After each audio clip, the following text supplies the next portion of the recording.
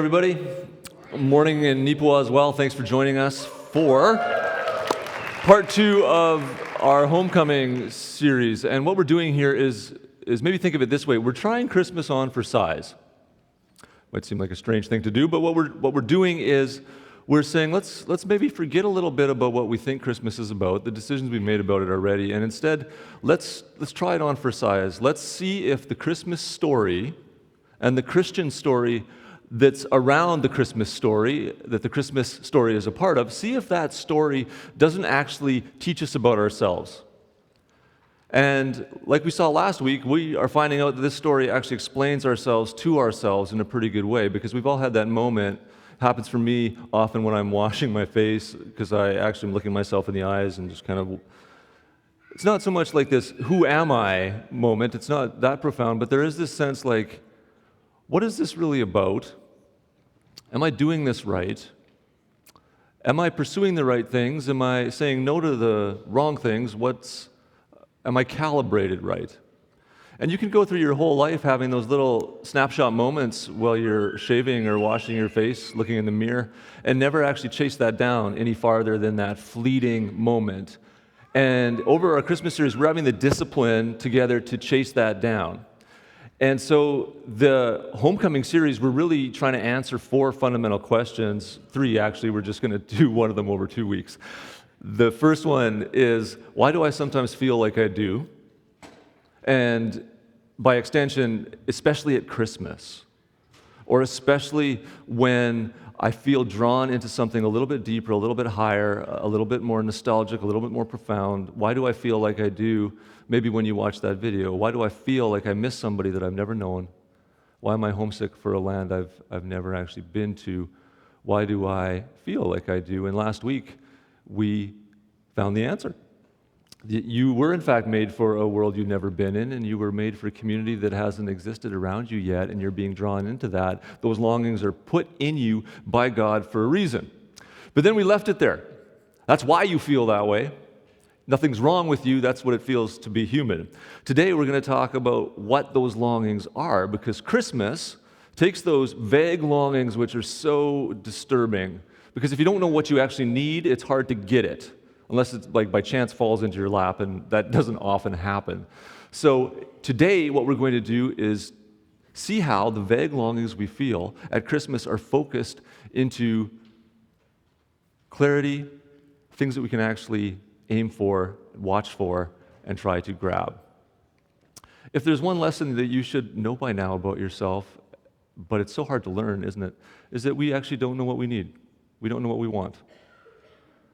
This is one of the earliest lessons we should learn in our life, and actually we probably never even learn it, sometimes our whole lives.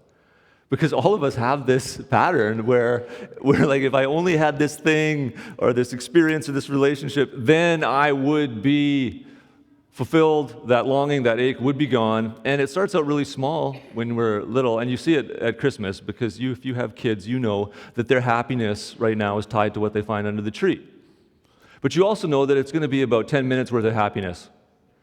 And then that thing's going to be discarded on the pile. And you're actually saying to yourself or to the other person buying the present, let's not get them that. Let's please not get them that. That's going to be like 5 minutes of them interested, and then they're going to break it or they're not going to like it. Let's, in our wisdom, try and give them something that might actually bring them sustainable joy over a longer period of time, because they don't know what they actually want. When I was about 8 years old, I thought I knew what I wanted so badly. I was pulled into an advertisement for snowmobile races. And after the races, some crazy guy was going to jump 19 school buses on his skidoo. And I thought there's nothing a person could do that would be more fulfilling than watch somebody jump 19 buses on his snowmobile. And it was one of these ads, like the monster truck crazy ads, right, where they repeat things 3 times. So like if they're like, it's going to be mayhem, you're like, mayhem. But when they're like, mayhem, mayhem, mayhem, you're like, oh! That 3 times that they screamed it really got to me, and now I want to be a part of it. Went to my dad, I was like, Dad, trying the same strategy with him as the ad. Can we please go to Assiniboine Downs to watch these snowmobile races, to watch, I wish I remembered his name, to jump these 19 school buses. And no, but I just wore him down. I wore them down like over 4 days. I'm like, Dad, I'll pay half, right? In installments, all the little tricks that you do. Finally, we end up on this Saturday morning, bone-chilling Saturday morning. It's probably like January or February. And I'm looking around, and there's not many people have come to this. And there's these big tubes blowing heat at you, which if you're right in front of them, it's like a sauna, and it's too hot. If you're anywhere out of the line of fire, you're just freezing. So you kind of alternate back and forth. And my dad just beetled off somewhere into like the sheltered area. And they're racing these snowmobiles, but they're so far away, you wouldn't actually know they were snowmobiles if it wasn't for the brochure they gave you. So just already I'm kind of disillusioned, but at least the guy's going to jump the buses. And he tried. And even that was so far away, which is probably good because it would have been gruesome a little bit closer up. He took the ramp, and it didn't look so good even on the approach. And then it went south even as he was in the air, and he did clear everything, but he overshot the landing, and of course then your snowmobile bounces and you go over and break your back. And that was perhaps the last stunt. I wish I remembered his name. I don't know if I could Google it. That was my day. That's what I really wanted. That's what I really wanted. But thankfully, I've learned my lesson because my family will vouch for me that I never do stuff like this ever again. There's never a time when I get some crazy notion and then won't be dissuaded from it ever until it happens. Especially not recently, like I would never give up my smartphone for a 20-year-old Nokia 310 in a misguided attempt to try and cut down my screen time. It's a terrible idea. It really was, and they told me it was. But it was what I needed. Know why? Because I'm spending too much time on my smartphone. So this drastic solution will take care of it. And plus I'll be quirky and people will admire me and didn't really happen. I took the phone when we went to Mexico and Cuba on a relief and missions trip a couple weeks ago. And we're in like the poorest parts of Cuba. And they're looking at me with pity as I pull my phone out. They're like, Senor, and it was miserable. You're trying to pull up your passport. Oh, wait, I can't. You missed your documentation. I can't. It was a 45 minutes into this experiment. I knew it was bad, and I tried to pretend it was good for about 4 days, and then I gave up and got a new phone. So it's stupid when it's snowmobiles, and it's even stupider when it's a phone. But when you are saying, let's go from the really clearly insane to the places where we actually fool ourselves, but it's equally insane, it gets a little more poignant. Because there's patterns in your life, right? Purchasing patterns, vacation patterns, relationship patterns, leisure patterns that have been just as futile for your whole life as they are today. But you're staying in those patterns because I think you just don't know what else to do. Christmas comes along and says, let this story explain you to yourself in a way that you don't know yet.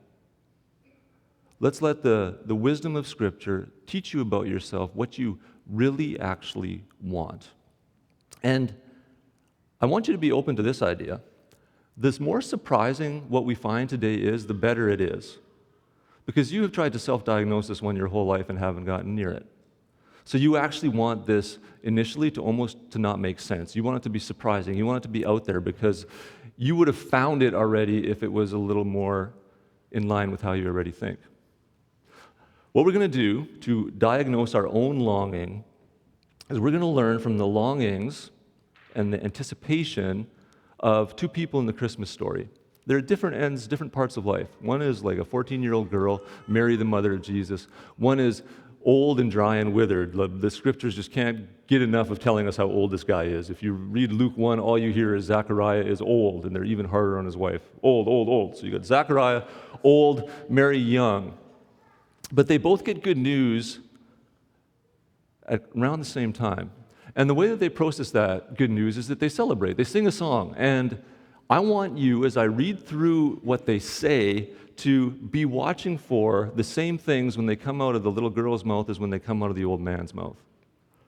Because there's something universally human about their experience if what the little girl longs for is the same thing as the old man longs for, and when Jesus acts, when God acts and speaks to them, they both say, it's about to happen. What is that it that they're longing for? What is that it that they're focused on? Because that, I will suggest to you, is what your heart is crying out for as well.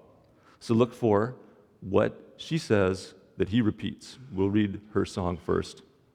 Mary says, after she gets the news about her going to give birth to Jesus, "My soul glorifies the Lord, and my spirit rejoices in God, my Savior. For he has been mindful of the humble state of his servant, and now on all generations will call me blessed. For the Mighty One has done great things for me, holy is his name. His mercy extends to those who fear him from generation to generation. He has performed mighty deeds with his arm. He has scattered those who are proud in their inmost thoughts. He has brought down rulers from their thrones, but has lifted up the humble. He has filled the hungry with good things, but has sent the rich away empty-handed. He has helped his servant Israel, remembering to be merciful to Abraham and his descendants forever, just as he promised our ancestors." Maybe it's a tall order for you to remember everything in there, but you got the gist of it. There's some key words in there that she repeats. Just try and remember those as best you can. And we'll go into what Zechariah said when he also gets the news that he and his wife are going to have a baby. Well, actually, this is after the baby's born. John the Baptist is the baby, and his father is Zechariah. And after he's born, his father Zechariah was filled with the Holy Spirit and prophesied, "Praise be to the Lord, the God of Israel, because he has come to his people and redeemed them. He has raised up a horn of salvation for us in the house of his servant David, as he said through his holy prophets of long ago. Salvation from our enemies and from the hand of all who hate us, to show mercy to our ancestors and to remember his holy covenant, the oath he swore to our father Abraham, to rescue us from the hand of our enemies and to enable us to serve him without fear, in holiness and righteousness before him all our days. And you, my child, will be called the prophet of the Most High, for you will go on before the Lord to prepare the way for him, to give his people the knowledge of their salvation through the forgiveness of their sins, because of the tender mercy of our God, by which the rising sun will come to us from heaven." Now, it risks sounding like a mouthful of religious language until you match it up with what your heart longs most for. And then when you come to these two songs, hungry, as if they might somehow diagnose what it is that you are dying inside to have, you'll find it. There's a few things that he repeats that she says, and that he says that are in her song. And one of the most obvious is the promises to be kept to Abraham. There you go. That's what you're longing for, everybody. You didn't know it when you came in, but now you know. If only these promises can be kept to Abraham, I will be a happy camper. I don't want skidoos and school buses. I don't want a weird phone. I don't want a happy marriage. I don't want a warm place in Phoenix. I just want the promises to be kept to Abraham. It's not helpful on the surface is what I'm getting at, because what are these promises? Unless you're like, okay, good, I'm good. We'll see you next week. Probably not there yet. What are the promises to Abraham? They're almost as surprising as the idea that these promises to Abraham might mean something to you. Two promises to Abraham, and the way the Bible unfolds is the promises to Abraham, they grow into promises for everyone who is attentive to what God is doing on planet Earth and wants to be a part of it. So you're hungry then for the promises made to humanity to come true in your life. You're hungry for what is possible between God and human beings and each other. You are hungry for God to deliver on that promise in your life, and every ache that you have is because that promise has been made to you deep inside of you, and you maybe didn't know that. That's what you're aching for, is the fulfillment of that promise. But we have to do better than that. What are the contours of that promise? What does that actually look like? What are we hoping for and waiting for? The first thing that they both repeat, in addition to the Abraham stuff, is mercy. You are longing for mercy.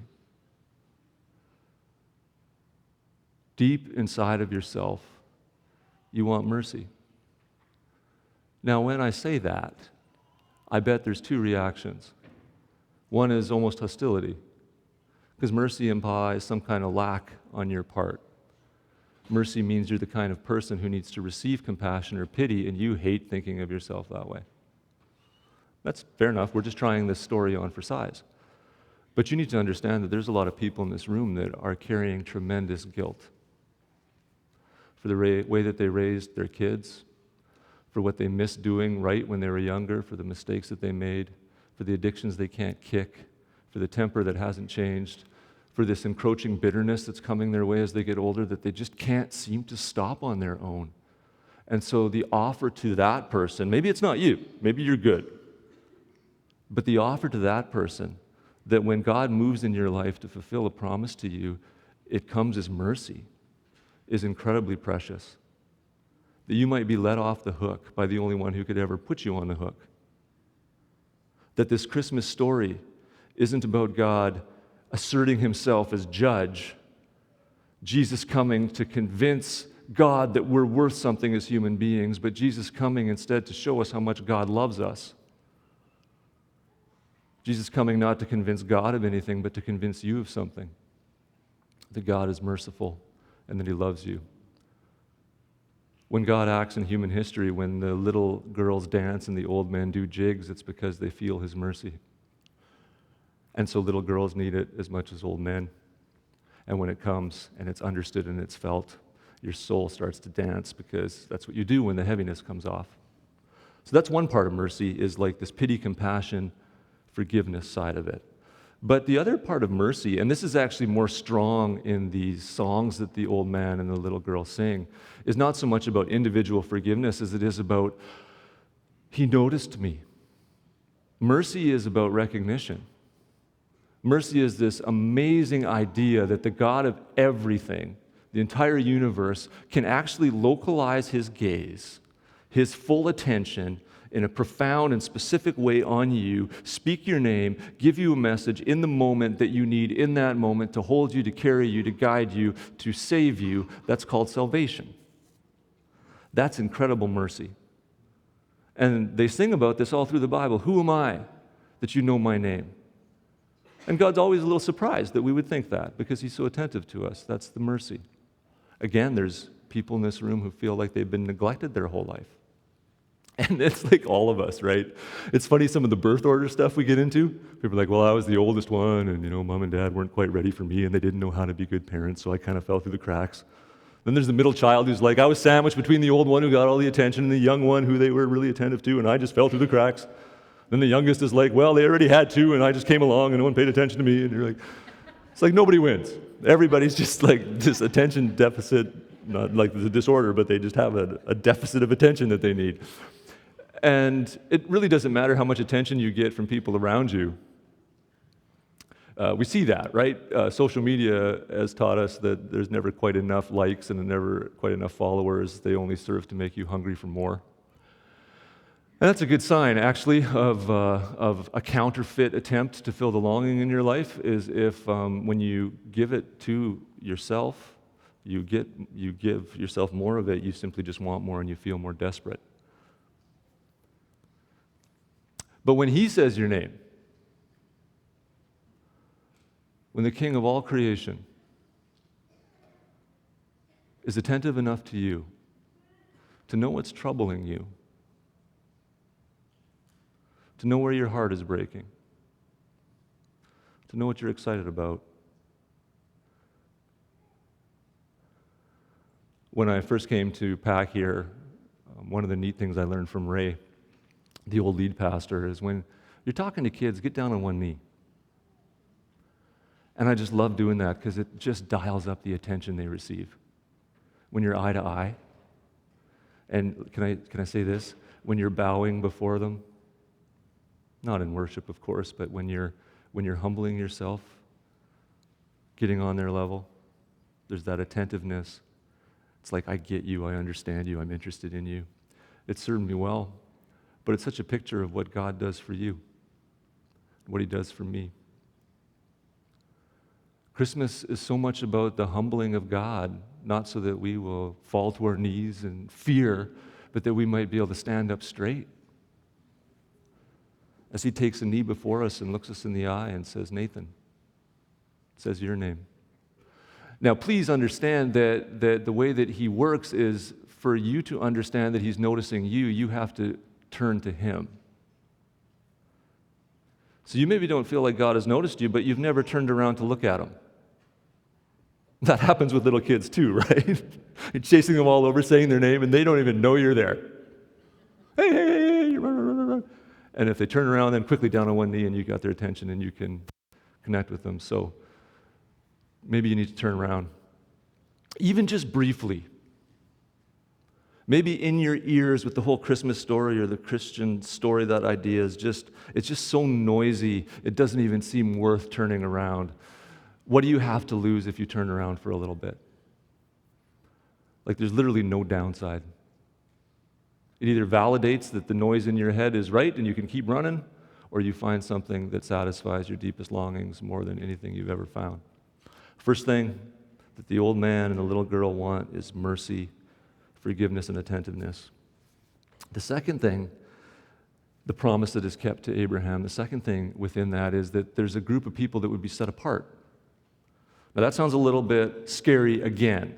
The promises to Abraham is that there's going to be a group of people that are set apart. And when we hear that, we think, oh, shoot, that's like the worst of religion, that there's a group of people that are going to be higher and mightier than everybody else and can assert their will on everybody else, and that's persecute the people who don't agree with them, and I'm getting weirded out by that. That's not what being set apart means. It's not what being chosen by God means. You're chosen to bless and to serve. But he doesn't leave you to do that without power. So we're talking about serving, blessing, power. I'm just going to cram it all into one word that might surprise you. This is what you're longing for. You're longing for holiness. A holy person has the power to bless other people. This will surprise you again, I think, because we misunderstand holiness. Think about the most holy part of your house. You're like, oh, I'm glad you talked about that. I can't stop thinking about that. What is the most holy? No, you've never thought about that probably. But if you were to categorize what's holy, you might think on the shelf at the very back of this room we hardly go into is the family Bible, and beside it is like an urn of a loved one's ashes, and I guess that's maybe sacred and holy, and it's over there. And it has nothing to do with my day-to-day existence, and it doesn't bless anybody, and it doesn't, no. Probably the holiest room in your house is the kitchen, where people are nourished, where you have conversations, where things are created. Holiness is the power to bless people, and that's what you're hungry for. You really want to make a difference in the lives of people around you. You simply do. And that's maybe the one place in your life where you haven't had that terrible aftermath after you've gotten something that you really wanted, was when you ended up serving somebody. You're usually not, oh, now that I'm done serving people, I just feel so empty, in the same way when you're like, oh, I just signed off for 8 years on a new truck. What did I do? It's different. One's a little holier than the other. So how do you know if you're holy? Well, holiness is being like God. And God is merciful. God always keeps relationships open with the people around him. You can always run to him. I came across this thought this week, and I thought it was fantastic. A holy person is somebody who always keeps relationships going. They have the ability to always keep a relationship going. They aren't the one that shuts the door. They aren't the one that scares away. They aren't the one who's mean. So if we're following that line of thinking, and I think it's true because God's like that and he's our model for holiness, the door is always open to him, then maybe one of the ways to think about your own level of holiness is how lonely you are. If you're lonely, you're not holy. The opposite of holiness is not dirtiness. The opposite of holiness is probably something more like loneliness. And if you think of somebody who's at that stage of life where you become more of yourself, getting on in years, so to speak, and things just start to happen automatically, think of those people that are surrounded by people that love them, that are being blessed by them, and you've got a good picture of holiness. You long for mercy. You long for holiness. And you didn't know that, probably. You thought you longed for success or a promotion or something new, but your heart is crying out for mercy and crying out for holiness. So remember that in the next month when something inside you starts to ache. When there's a bunch of wrapping paper on the floor, maybe you're 11, 12 years old and you're going, I don't remember feeling like this 6 or 7 years ago. Well, you're longing for mercy and you're longing for holiness. And we just can keep going by decades, the different places where we have hope and it doesn't come through and it doesn't feel like it should. In those moments, here's what you need to do. You need to say to God, I'm longing for mercy. Can you be merciful to me? Be merciful to me.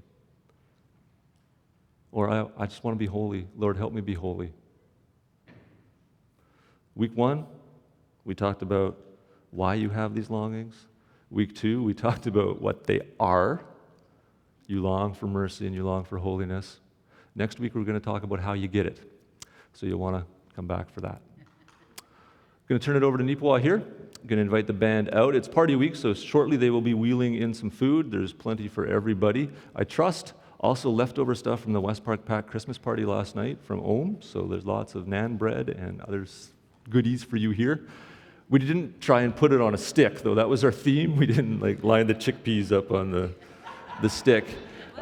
Get your kids and bring them back. We're going to sing 2 more songs, and then I'll come back and we'll pray and we can eat together.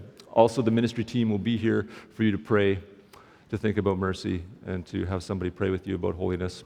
Grace and peace, everyone. Go get your kids and then bring them back.